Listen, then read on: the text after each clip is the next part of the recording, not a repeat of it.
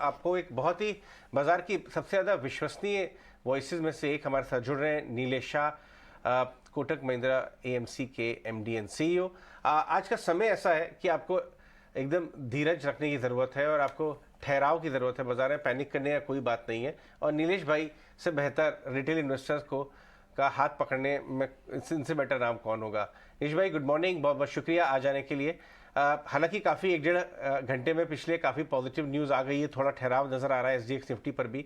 लेकिन अगर आप एक बार ये हमारे लिए बताएं कि क्यों रिटेल इन्वेस्टर को, एचएनआई को एटलीस्ट एसवीबी रिलेटेड मैटर को लेके पैनिक करने की कतई ज़रूरत नहीं है। अगर आप समझाएं, हमारा फाइनेंशियल मार्केट, हमारा मार्केट शायद शॉर्ट टर्म में थोड़ा बहुत वॉलेटाइल रहे बट कोई खास इम्पैक्ट नहीं आएगा, इस बात से डरने की बात नहीं है। एक अजय भाई, लोगों के मन में शायद 2008 का भय अभी भी है।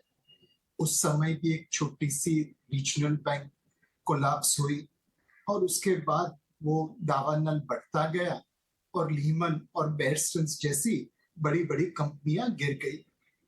उस वजह से उस समय हमारी मार्केट में 21,000 का सेंसेक्स तकरीबन 8,000 हो गया था। लेकिन 2008 के बाद फेड ने अमेरिकन फाइनेंशियल सिस्टम को सिक्योर करने के लिए काफी कदम उठाए हैं और एसवीबी में भी उन्होंने बड़ी तेजी से कदम उठाए हैं। जो प्रॉब्लम एसवीबी में है उसमें क्रेडिट इश्यू कम है, इंटरेस्ट रेट रिस्क ज्यादा था। अब उन्होंने डिपॉजिटर्स को प्रोटेक्ट कर दिया है। एक सिग्नेचर करके दूसरी बैंक भी ट्रबल में थी, उसके इन्वेस्ट डिपॉजिटर्स को भी प्रोटेक्ट कर दिया है। पूरी बैंकिंग सिस्टम को लिक्विडिटी देने के लिए एक नया प्रोग्राम भी लॉन्च किया है। एंड मेरे हिसाब से फेड ने ये जो प्रोएक्टिव स्टेप्स उठाए हैं उस वजह से मार्केट में कॉन्फिडेंस है कि आज नहीं तो कल ये प्रॉब्लम्स सब सेटल हो जाएंगे। एसवीबी के जो इक्विटी निवेशक है उनका नुकसान होगा, जो बॉन्ड होल्डर्स है उनका नुकसान होगा, लेकिन जो डिपॉजिट होल्डर्स है उनको प्रोटेक्शन मिलेगा। तो फेड ने बखूबी एसवीबी प्रेशर को हैंडल किया है, उसको कॉन्टेजियन बनने से रोका है। And most importantly SVB crisis की जो लर्निंग होगी वो 2008 की तरह नए रेगुलेशंस में तब्दील होगी। सो ओवरऑल एसवीबी की वजह से हमारी मार्केट में अब कोई इम्पैक्ट नहीं आनी चाहिए। हालांकि इसका मतलब ये नहीं है कि मार्केट यहाँ से ऊपर ही रहेगा, मार्केट में उतार चढ़ाव आते रहेंगे। कल एसवीबी था, परसों कुछ और आएगा। Nilesh sir, good morning. It's a pleasure talking to you. Mansi this side. सही कहा, उतार चढ़ाव तो थे और आते भी रहेंगे क्योंकि न्यूज़ फ्लोज एक एक कर कई सारे आ रहे हैं। लेकिन ऐसे में नीलेश जी, निवेशक आपका नजरिया जानना चाहते हैं कि भारतीय बाजार में करें तो करें क्या। रेंज बाउंड मोमेंटम तो नजर आ रहा है, ये रेंज बाउंड मोमेंटम कब तक जारी रहेगा और क्या भारत की ग्रोथ स्टोरी आने वाले सालों में निवेशकों को सरप्राइज ही करेगी? मानसी, अगर आप देखें, आईएमएफ कहता है भारत 5वीं से दुनिया की तीसरी बड़ी अर्थव्यवस्था 2028 तक बन जाएगा। हमें लगता है 2030 तक वो होगा। कोई ब्रिटिश इंस्टीट्यूट है जिसे लगता है 2032 में होगा। बट कंसेंसस तो सब में यही है कि भारत दुनिया की तीसरी बड़ी अर्थव्यवस्था बनने वाला है। 1990 से 2021 के 30 सालों में तकरीबन इंडियन मार्केट के $3 ट्रिलियन बढ़ा है और तकरीबन इंडियन जीडीपी $3 ट्रिलियन बढ़ा है। अब अगर हमें 5वीं से तीसरे स्थान पे जाना है तो इस $3 ट्रिलियन को मोटा मोटा राउंडेड ऑफ 6 ट्रिलियन करना पड़ेगा। जीडीपी उतनी बढ़ेगी तो मार्केट कैप भी उसके आसपास बढ़ेगा। अब रिटेल निवेशक के पास चॉइस है, वो जाके एफएनओ में खुद ट्रेडिंग कर ले। सेबी का डेटा है कि 89% लोग लॉस करते हैं और 11% लोग पैसा बनाते हैं। रिटेल इन्वेस्टर खुद के दम पे भी निवेश कर सकता है मार्केट में। वहां पे भी ईटी प्राइम का डेटा है कि पिछले 1 साल में उन्होंने नुकसान ही किया है, जबकि म्यूचुअल फंड या इंश्योरेंस कंपनीज या एफपीआई के स्टॉक ने प्रॉफिट किया है। तो ये ट्रेडिंग करने की वजह से या किसी के टिप के ऊपर निवेश करने की जगह पे अगर ये म्यूचुअल फंड के थ्रू, एसआईपी के थ्रू निवेश करे लॉन्ग टर्म के लिए इन्वेस्ट करे तो ये 5वीं से तीसरी स्थान पे जाती हुई भारतीय इकोनॉमी की ग्रोथ ट्रेन में ये बैठ पाएंगे। राइट मॉर्निंग नीलेश बहुत सारे इवेंट्स लगातार हो रहे हैं क्योंकि जैसे हमने देखा एसवीबी ने डराया ओवर द वीकेंड।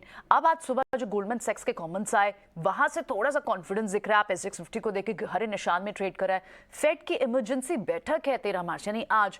क्या एक्सपेक्ट करना चाहिए? एक्चुअली सारी नजरें अब इस बात पर भी है कि क्या फेड की तरफ से कोई पॉज रेट हाइक पे पॉज आ सकता है, किस तरह की अच्छी कॉमेंट्री आ सकती है? कैसे इस सारे इवेंट को किस लाइट में देखना चाहिए? मेरे हिसाब से अगर आपको एक दृष्टांत चाहिए कि आगे कुआ पीछे खाए तो उसका सबसे live example Jeremy Powell US Fed के हैं। अगर वो ब्याज की दरें बढ़ाते हैं तो ग्रोथ की रफ्तार कम हो जाएगी, रिसेशन आ जाएगा, और ब्याज की दरें नहीं बढ़ाते हैं तो महंगाई का दर काबू में नहीं आएगा। उन्हें बड़ी कुशलता से नेविगेट करना है। इकोनॉमी और मार्केट उनके साथ चेस खेल रहे हैं। वो हर स्टेप के बाद काउंटर स्टेप लेते रहेंगे। बट जैसे एसवीबी में फेड ने बखूबी पूरी कंडीशंस को, पूरी सिचुएशन को मैनेज किया, वैसे ही मुझे लगता है कि वो ग्रोथ और इन्फ्लेशन दोनों के बीच में एक सटीक बैलेंस बना पाएंगे। मेरे हिसाब से आज से एक वीक पहले भारत में प्रोबेबली किसी को पता ही नहीं था एसवीबी क्या है, और आज सारे के सारे लोग एक्सपर्ट हो गए हैं। मेरी एक ही रिक्वेस्ट होगी लोगों से, जितना टाइम आपने एसवीबी के पीछे लगाया है उतना ही टाइम अपने पोर्टफोलियो के शेयर्स में या अपनी फाइनेंशियल प्लानिंग में लगाए, उसका आपको बहुत सारा फायदा रहेगा। एक आखिरी सवाल, ये शुरुआत में, साल की शुरुआत में हम बात कर रहे थे कि शायद मिड टर्म या नियर टर्म में हमारे वैल्यूएशंस अर्निंग्स क्वालिटी के वर्सेस थोड़ा सा ऊपर की तरफ फेयर वैल्यू के ऊपर नज़र आ रहे थे। अभी तो ब्रॉडर मार्केट में काफ़ी करेक्शन हो गया है, बेंचमार्क इंडिसेस में भी हो गया है। आपको वैल्यूएशंस और अर्निंग्स क्वालिटी जो है हमारी, वो उस समय कैसे नज़र आती है? अगर 2 से 4 साल का व्यू लेके इस खराब समय में निवेश जारी रखना है तो आउटलुक कैसा है? अजय भाई, आप इक्विटी में निवेश करें तो कम से कम 3 से 5 साल का व्यू लीजिए। सितंबर 22 और दिसंबर 22 के नतीजे बैंकिंग सेक्टर को छोड़ के मार्केट की धारणा से थोड़े कम आए थे। खराब भी नहीं थे बट एक्सपेक्टेशन से थोड़े कम थे।